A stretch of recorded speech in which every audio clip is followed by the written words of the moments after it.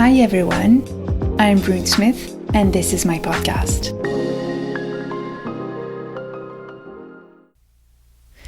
Hi everybody, welcome back to the podcast for people who feel things differently.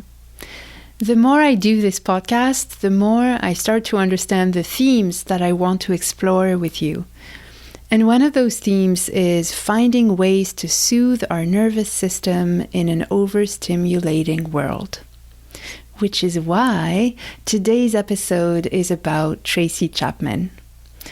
Yesterday was Tuesday, so I facilitated my weekly writing session for Corporeal Writing, which is the writing center created by best-selling author and teacher, an amazing person, Lidia Yuknevich. Those are free writing sessions for new and seasoned writers alike for us to generate material through the body. We don't do critique, we just reflect back to one another the things that stood out to us in other people's words. It's a very generative, mellow, and welcoming space, and if you'd like to join sometime, I'll pop the link in the show notes. So yesterday, we usually start with a little check-in where we answer a question, and this time I asked everyone to give us the name of a musician or music artist who made them happy. And one of the writers, a woman from Boston, said, well, since they finally honored Tracy Chapman at the Grammys, I'm going to go with Tracy Chapman. I am no longer on social media. I did a whole episode on that, which means that I kind of live under a rock sometimes. Happily so, I might add. So I didn't know that the Grammys had just happened. Hearing Tracy Chapman's name made me instantly happier. Not that I wasn't happy in that moment. It just increased my happiness instantly. And after I gave everyone the writing portal of the day, which is a better, more opening word for a prompt, while everyone was writing, I spent the next hour with Tracy Chapman on YouTube. I started by watching her performance with Luke Combs at this year's Grammy ceremony. Together, they performed her song Fast Car, that Luke Combs released a cover of in 2023. Upon hearing the first notes and then the first verse, I started tearing up. It was definitely nostalgia, but it wasn't just that. It was the quality of Tracy Chapman's presence, the absence of anything forceful in the way she sings. She just gives what's there, and that is enough, and that is plenty. She exudes grace, artistry, and integrity. It was also the kindness that emanated from her face as she looked at her co-singer that moved me. The space that she made for him on stage as an equal inside the monument that is this song of hers that came out 35 years ago. What moved me also was the simplicity of her chords that I know so well, the relaxed, grounded rhythm with which she played them, as if to say, we are here, we have time. The simplicity as well of her small acoustic guitar. I went down a rabbit hole afterwards and I discovered that her guitar is the simplest, smallest kind of acoustic guitar, that it was created by a Canadian woman, which made me very happy because some of you know Canada resides in my heart, even though I now reside in Belgium. And I learned that Tracy Chapman has held onto this guitar for over 20 years. And another theme that is dear to me and that I started exploring on this podcast is our relationship to time. And I just learning this fact just brought me into that expanded sense of time and of holding on to things over long periods of time. I was also reminded in another interview of hers when I went down this rabbit hole that Tracy Chapman has never been on social media. One, because she likes her privacy, and two, because she lives in the present moment, and her relationships with her family and friends are plenty to dedicate time to. Anytime I have the opportunity to highlight someone who's not on social media and who is living what seems to be a happy life and a successful life, I just want to to highlight them.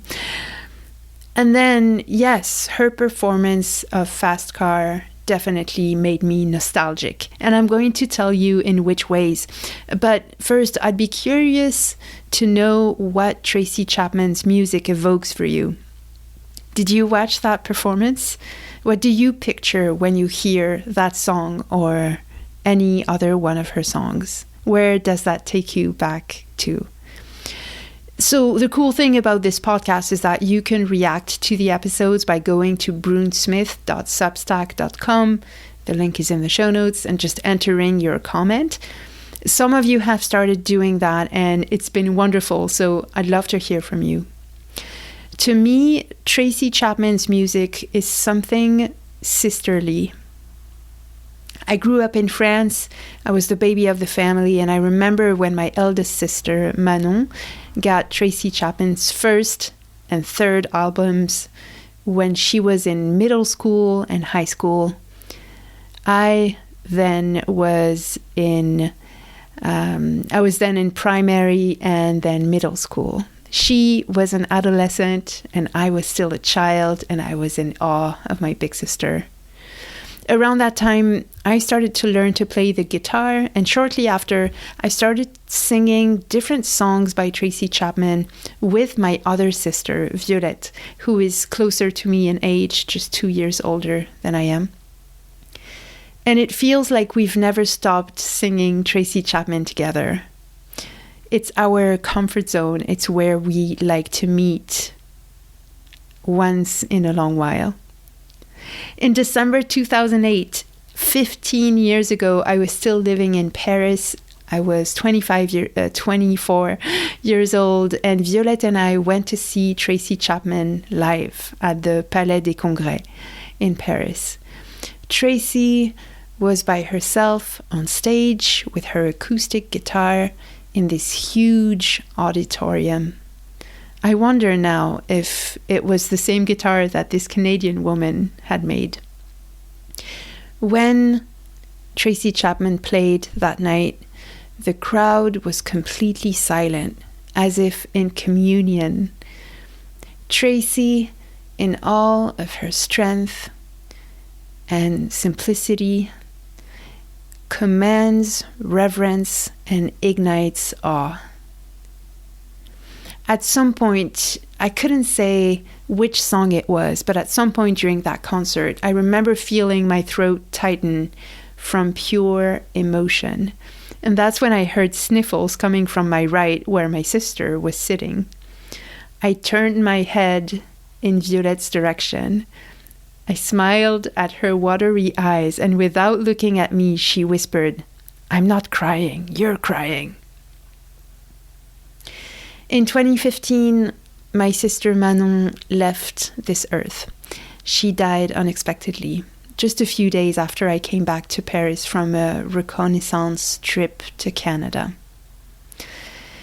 18 months later, I moved to Montreal, then to Toronto, then to Vancouver Island, and finally, after 5 years in Canada, I moved back to Europe in 2022, and I landed in Brussels. A few months later, my sister Violette and I had a falling out, and we've barely spoken since. I love her dearly, and I know we will reconnect at some point when the time is right for the both of us. In the meantime, last year I went to an open mic here in Brussels and I sang Tracy Chapman's song titled "For My Lover."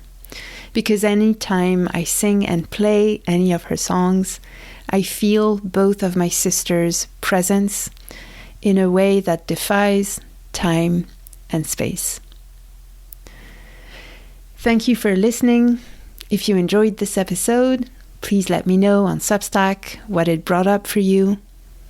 On Substack as well, you can subscribe to my weekend newsletter if you want to receive in your inbox a summary of the podcast episodes of the week.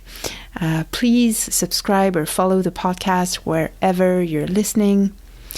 I hope you have a wonderful rest of your day. And until next time, let's do things differently.